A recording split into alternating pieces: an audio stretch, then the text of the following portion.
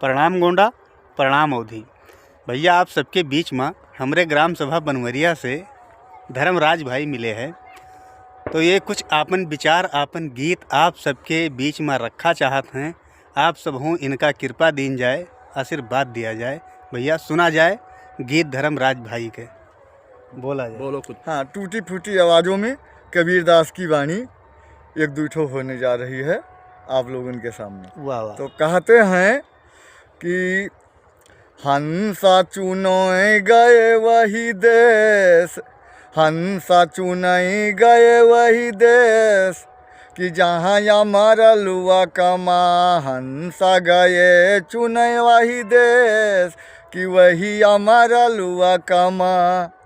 अरे वही हमारा लुआ कमा खियाती न बारी, हमारा लुआ कमा खियाती न बारी। वाह। अरे बिना बयल कैखे ज्योति, हंसा चुनन गए मोती, वही हमारा लुआ कमा। हाँ वही हमारा लुआ कमैया, ब्रह्मा न विष्णु हमारा लुआ कमैया, ब्रह्मा न विष्णु। वाह वाह। हाँ ब्रह्मा न विष्णु, ब्रह्मा न विष्णु।